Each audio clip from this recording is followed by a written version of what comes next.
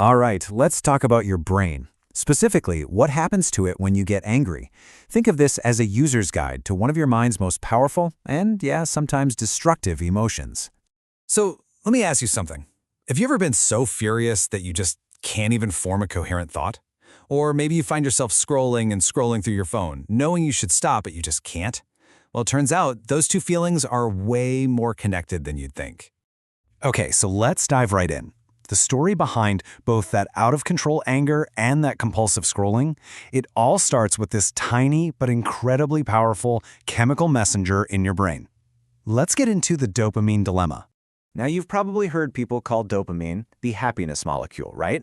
Well, that's not exactly it. It's really the motivation molecule. It's all about anticipation. It's that little voice in your head that says, "Ooh, I want that." It's what drives you to go after things, whether that's a snack, a good grade, or just the next video in your feed. It gets you up and moving to do something. But here's the catch. Not all dopamine hits are created equal. On one side, you've got the healthy, delayed reward stuff. Think about that steady, good feeling you get after a workout or when you finally finish a big project. That builds real, lasting motivation. But on the other side, you've got the instant reward stuff. Ultra-processed foods, the endless scroll on social media, they give you this huge, immediate spike. And your brain absolutely loves it. It starts demanding more and more, pulling you into this compulsive loop that can be really, really hard to break. So, what does any of this have to do with anger? Well, when that powerful drive for more gets blocked, that's when things can get explosive. And what's wild is that this link between craving something and getting angry, it's not a new idea. It's actually an ancient story that modern science is just now proving to be true. Check this out. On the left, you have a step-by-step process described thousands of years ago in an ancient text, the Bhagavad Gita. It says when you focus on something, you get attached. Then desire grows. If that desire is blocked, anger erupts, which clouds your judgment and you lose your intelligence. Now look at the right. That's modern neuroscience. It's the exact same map. Seeing a trigger gives you a dopamine surge. Your brain's reward center lights up. That's desire. When it gets blocked, stress hormones like cortisol flood your system, and your amygdala, your brain's little alarm bell, freaks out. That's anger. And that anger shuts down your rational brain, the prefrontal cortex, which leads to, you guessed it, poor decision-making. It's the same roadmap, thousands of years apart. So, we've seen the chemical reaction, right? But what does that meltdown actually look like inside your head? Let's use a brilliantly simple model to really get a handle on the anatomy of an emotional outburst. You can actually do this with me right now. Hold up your hand. Your wrist is like your brainstem, the survival brain that just keeps you breathing and your heart beating. Now tuck your thumb into your palm. That's your limbic system, the feeling brain where all your emotions live.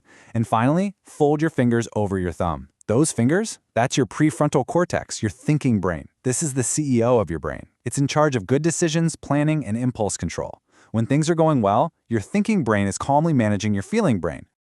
But when stress gets too high, when that desire is blocked and your alarm bell starts ringing, you flip your lid. Your fingers fly up, your thinking brain totally disconnects from your feeling brain. And in that moment, your emotional thumb is exposed, and it is completely in charge.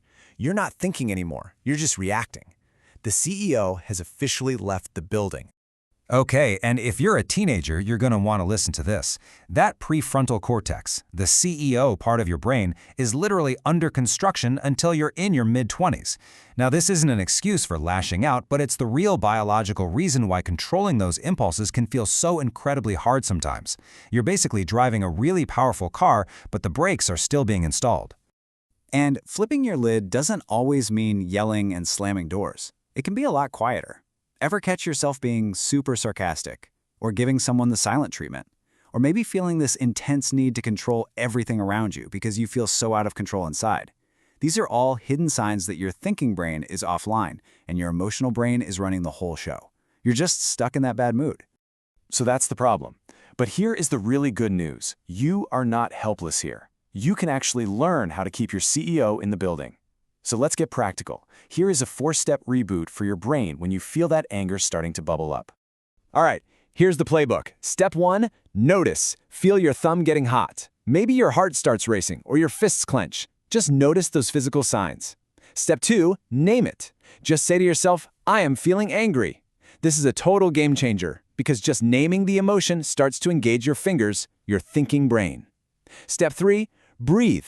Take 3 slow, deep breaths. This directly calms down your wrist, your survival brain, and tells your entire body that there's no immediate danger.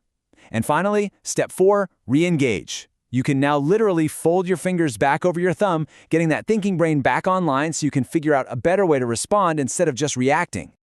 So really, this whole 4-step process is about one thing: creating a pause. It's about creating a little bit of space between the trigger and your response. And in that tiny pause, that's where your power is. It's about shifting from the short-term freakout to playing the long game with your own brain. Which brings us right back to where we started. That ancient text warns that uncontrolled desire, anger, and greed are like gates that destroy the self. And what we now understand from a scientific perspective is that they do this by literally hijacking our brain's reward circuits, short-circuiting our ability to think clearly and do what's actually best for us. It's kind of like the famous marshmallow experiment. Every day, you face this choice. You can have that one marshmallow right now, that instant hit of dopamine from lashing out or scrolling on your phone. It feels good for a second, for sure, but all it does is strengthen those impulsive habits. Or you can use that pause. You can wait. It's definitely harder in the moment, but every single time you delay gratification, you are doing a workout for your prefrontal cortex. You are building that self-control muscle. And that's how you get the 2 marshmallows, the long-term rewards of success and just feeling good. So I want you to remember this. Your brain is not fixed. It is not set in stone. It is a work in progress. It is under construction. And every choice you make, every time you practice that pause instead of just flipping your lid, you are the architect.